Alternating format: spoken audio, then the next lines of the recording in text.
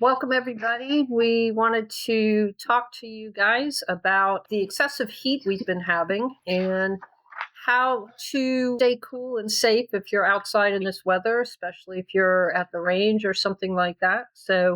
We'll be looking at different things that you can do to stay cool, how to recognize heat exhaustion and heat stroke, and what to do if somebody is having problems with the heat. We have with us today Philip Van Cleve, president of Virginia Citizens Defense League, and Jill McDaniel, the Academy director for Virginia Citizens Defense League. Jill, do you want to start maybe and talk a little bit about staying hydrated and things that you can do before you even go out in the heat? Absolutely. One of the things that you can do is avoid caffeine at all costs. This is something that I actually learned the hard way mowing grass once. Um, Drank a cup of coffee and, and decided, after I had that good cup of coffee down in my system, and when I say a cup of coffee, I usually get one, a big cup, and and Mine's just a go quart, for so yeah. yeah. So and it get loaded up really good, and then decided to go out and push mow my yard, um, Oh, and yeah, and found myself. I'm glad that thing had a safety on it, and found myself pretty much almost crawling in back to my front door. Fortunately, some good friends of mine stopped by and saw me, and immediately they went into fanning and trying to cool me down and checking my pulse. And so that was, something that I had never experienced before in my life. Of course, getting into this industry as far as Second Amendment and guns, firearm safety, especially self-awareness and safety. Um, you read up on it, and I've been blessed to be the daughter of not only a police officer, but also my mother is a nurse, and my husband is also a safety guy. So all the time we're hearing about, drinking water as much as possible, and, keeping that Mhm. pee clear. Right. And yeah, and, just as just to cut out as much sugary and caffeinated things as much as possible. And of course, alcohol is not good because it does raise your blood Yeah. pressure. And Um, I was going to say alcohol can do the same thing as caffeine because it also, aside from the alcoholic effects, alcohol and caffeine are both diuretics, so they cause you to yes. urinate more, which dehydrates you instead of rehydrating you. So, Philip, do you have tips like drinking in advance? well, I'll say this much. If you're not urinating, though, you're not drinking enough. If you find you're out there and you're drinking, but you don't have to pee, but you're drinking a lot, you're not drinking enough. Mhm. You're not making up more than, you're not really doing it correctly because your body's using all of it and you're not having to urinate. Yeah, Um, the experts say you should be drinking 8 hours every 15 to 20 minutes or so. 8 ounces every 15 to 20 minutes. And they also suggest that you hydrate before you go out. So you an hour or so before you go out into the warm weather that if you know you're going to be going out, Hmm. start hydrating then. Yeah, build up a Absolutely. surplus. Hmm. Yeah, some other tricks that you can do too is have cold foods around, especially things like watermelon and cucumbers and foods Oh that have yeah. a lot of moisture in them that you typically will eat when they're cold, and that helps to cool your body off. So, Yeah, Absolutely. I try to bring a little portable cooler when I go to the range so that I have cold drinks. But warm water's fine. But right. sometimes it's more enjoyable if you've got some kind of a cold drink. And what And, we do when we go places, especially if we're going to be out in the heat, is we take water bottles and just take a little bit out Freeze of them. them and freeze them. And they act as ice and they don't get your sandwiches or anything like that wet because it contains all of the melting ice. Hmm. And you have very cold water that you can drink as they melt. So it does double duty. Something that I was reading up on earlier is, especially in this type of, we have mostly open, I call them open air ranges, but they're outdoor ranges in this area of Virginia. Then we do closed like indoor ranges, and they talk about anytime I go there, they always have these big posters up talking about what to do during colder months and what to do during hotter months like this. And they have this big red poster for heat stroke, and it's like right in your face, and it talks about removing clothing, as much as clothing as you possibly can, start cooling them off, spraying them with water, trying to get them to take little sips of water. Um, and just trying to keep them aware as much as possible. But of course, you want to call 911 first. that's that's the first thing, and give them coordinates to wherever you are.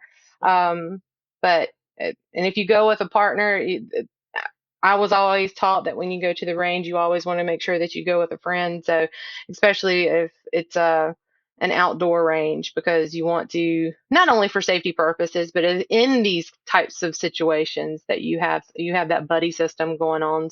So that's another thing that I would add to tips, is just make sure you go with a buddy, Sure. especially in Well, wild yeah, weather. yeah, it can sneak up on you. When I was a teen, I worked, just a summer job for a few weeks, building houses in San Antonio, Texas, in the summer. And yeah, I think I got a case of heat stroke looking back on it. I mean, I didn't feel it at the time, but that night, boy, did it all catch up with me. So it's an easy thing to do. I definitely wasn't drinking enough, and that the heat was just, San Antonio, for crying out loud. It was hot. So you got to be careful. It does sneak up on you. It's good to know the signs. And For example, it's not heavy sweating, and of course that's only dehydrating you more.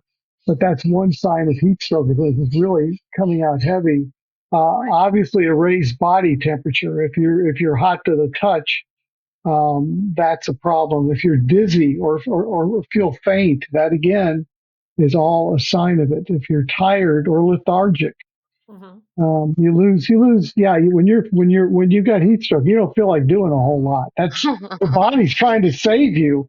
You don't Yeah. want to be doing a lot, Right. but you won't be hungry. You will be thirsty, but you may not be able to drink a lot. I guess we can talk about that a little bit. You're irritable because you're not feeling good, muscle cramps or spasms, all those kind of things kind of Hmm. come on.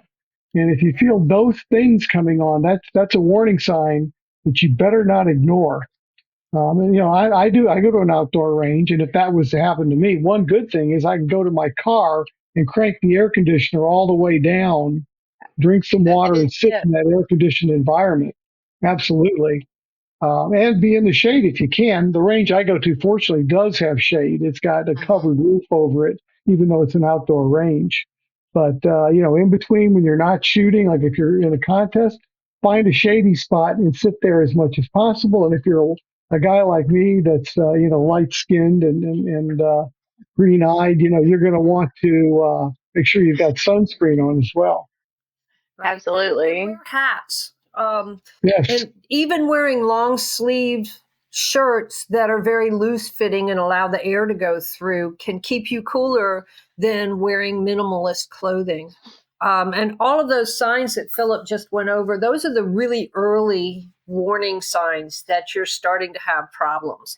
The next step up from that is going to be heat exhaustion, which is the stage right before actual heat stroke. And Hmm. when you get into the heat exhaustion, it's starting to become critical. One of the things that you can really do, like Philip, you were saying you were doing something as a teenager and it snuck up on you, and Jill, you were cutting the lawn and it snuck up on you. When you're out doing things, it's very easy to get caught up in the moment and, well, just this more and just this more. But it's important to actually schedule hydration breaks and rest breaks where you go and sit in the shade and cool off and drink, rehydrate yourself. If you have to set your phone or your watch to give you a reminder every 20 or 30 minutes or so, 15, 20 minutes to go and drink something, do that. Um, Especially if you do go someplace by yourself, if you're out cutting your lawn or even at the range, it's best to have a buddy, but we don't always follow those rules, do we? True. And speaking about hydration, I remember reading an article about hydration where they said if you were getting low on water or whatever you're hydrating with, don't try to spread it out over a long period of time. If you're low on it, just drink all of it, was the recommendation they had. Otherwise, you're not getting enough to really help you generally. At least that would give you a larger burst of fluid to help keep the body temperature. Mm-hmm. Sure. And if you're thirsty, you're actually already behind the curve. Mm-hmm. That's your Yeah. body telling you need to do something now. So pay attention to your own body and notice the signs and catch it early to avoid problems, because the next step is heat exhaustion, and symptoms of that can include headache. Of course, you have the raised body temperature and the swelling, fatigue, weakness, and restlessness, and then you may get nausea or vomiting. Your pulse may actually become a rapid, weak pulse, and your coordination um, goes down the tube, and you start having maybe anxiety and things like that. And these are the stages of heat exhaustion.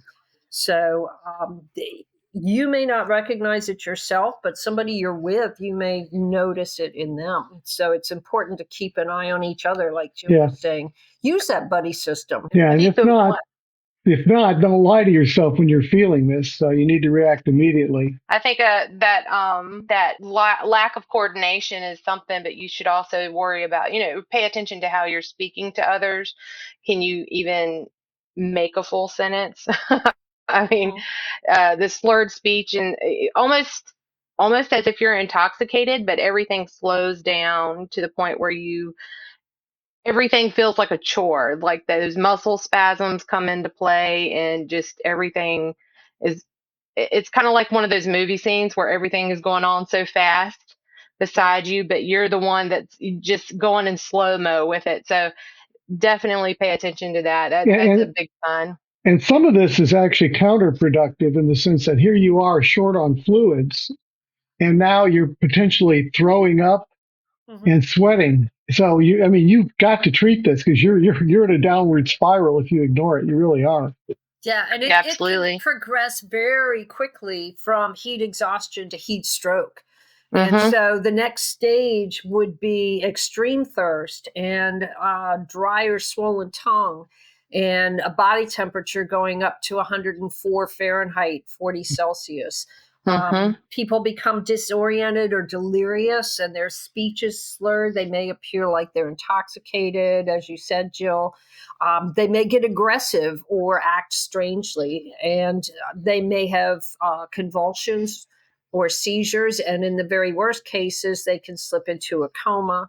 Their skin may actually feel deceptively cool because this is a very, very critical stage, and it's imperative. As Jill pointed out, the casualty rate from this is shockingly high. So if you suspect somebody is getting into this heat stroke area, don't hesitate. Call 911 immediately and then start to cool them down. So, Philip, do you want to go over some of the things that you can do if you suspect that somebody is suffering from heat exhaustion or heat stroke? Let me add one thing. Don't forget that your skin can be flushed, hot, usually dry skin. So suddenly the sweating can stop, and you might think, "Oh, I'm not sweating." That's a bad sign, believe it or not. Your skin goes dry. You're in the danger zone. And so what you can do, I mentioned this earlier, get the person or yourself, if you're boy, by this time you're in a lot of trouble if you haven't caught the early stages. But get the victim, get to a cool, shaded place, or if there's a vehicle, get them in that car, crank that air conditioner down, get them out of the sun. But get them out of the sun, and get them as cool of a place as you can get them. Get them to lie down with their legs supported and slightly elevated. What you're trying to do is get the blood and stuff to come back into the part of the body, the key part of the body that we're trying. We need to keep the person alive. Have them sip water. Don't gulp it down because you end up throwing it up. So in the case here, that's critical. But boy, the air conditioner, if you can get them to an air conditioner, that will greatly help. If not, you can fan them take anything and fan their body. Take the ice packs out of your cooler, put it on their neck and on their wrists, the back of their Mm-hmm. neck, their forehead, all of those places where the blood vessels are close to the skin, and start getting them cooled down that way. You want to get that core temperature down. So armpits, groin, neck are places where you can lower the core body temperature quickly. And if they're having muscle spasms and stuff, you can massage those as well. And then use the ice packs. So that's all heat exhaustion. Yes. But if it's actually into that heat stroke stage, one very important thing, excuse me, is to not give aspirin. Well, they have a headache, so I could see where the temptation would be there. Yeah. Absolutely. Yes, but you don't want to do that. If the victim is unconscious, lay them on their side and check and make sure they're breathing properly. If they're not, perform CPR until help arrives. So, but you'll take all of the steps listed for heat exhaustion, as well as not giving the aspirin and administering CPR if it's needed. And the point is, if you're in the heat stroke area, if you've gone that far, if this individual's in heat stroke, immediately call 911. Get them rolling while you're doing everything else, because if what you're doing is insufficient, you're going to need some professionals there to save the life. So Absolutely. that should be number one. Get them rolling and then start doing this stuff. Yes. And it's better safe than sorry. If you honestly suspect and you're not sure if it's the heat exhaustion or the heat stroke, err on the side of caution and call the experts in. If you do need emergency care, the sooner it gets there and the sooner it's administered, the better chance that person has of surviving. Yeah, they don't call it stroke for nothing. It's a serious, life-changing thing if you're not careful. Yeah. Absolutely. I learned one way to keep up, and this is why I was putting my hand up earlier when Phil was talking about the dehydrated skin and just unusually being dry, is a good way to pay attention is the elasticity in your skin. And it's usually on either your wrist or the top of your hand. And if it doesn't bounce back, there more than likely you are becoming dehydrated. And that's also a good way to monitor rehydration too, is if it's mushy or if it sticks and it stays up, like if you pull on your skin, and if it stays like that after you pinch it, that means that you're dehydrated. And a way to monitor rehydration is when it actually starts to bounce back a little bit more. And of course, all this is key upon you before you go to the range or go hiking or whatever you're going to do, to have all that fluid with you. Bring plenty in a cooler or whatever. Yes. When you're at the range, you've got it, because once you're there, unless you're lucky and that range has somewhere you can get water, especially if you're by yourself or whatever, you need water. Be sure you pack that. That's more important than taking your gun. So that's I went hiking in the hills around.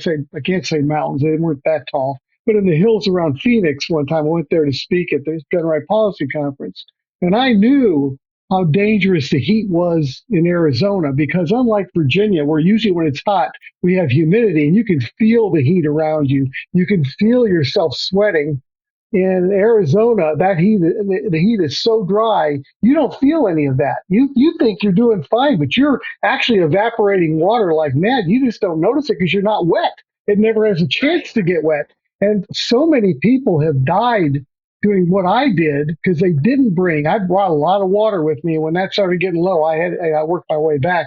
But they didn't do that, and they died there. They warn you about that. So, and on a day with this low humidity in Virginia, the same thing could happen here. So, got to have that water or something with you other than something with caffeine or alcohol in it. And on the other hand, here in Virginia, where it is so humid, your body's cooling mechanisms don't work like they should. So that's right. When we perspire, it acts like a radiator. The sweat gets on your skin, it evaporates, and that evaporation has a cooling effect, and it lowers your body temperature. When you can't when it's really humid and you can't evaporate that water, then your core body temperature can sneak up on you without you even realizing it. So some of the tips, because the best thing to do is avoid it happening in the first place. So wear light colored fabric that fits loosely.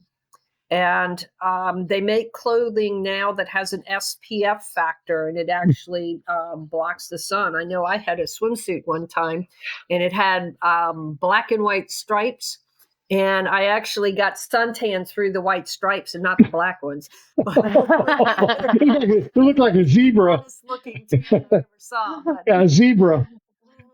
some clothes will actually block the sun's rays and others will not. So look for that SPF rating.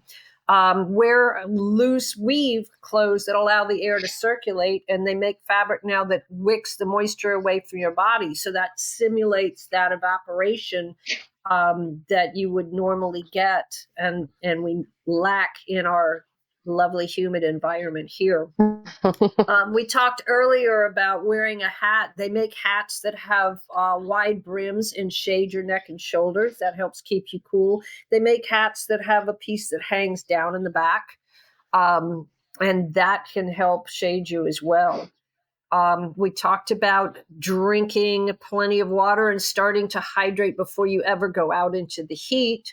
If you're at home mowing your grass or something like that, it's easy enough to run inside. But if you're at the range or hiking or doing a number of other outdoor activities, you have to plan for that and bring it with you.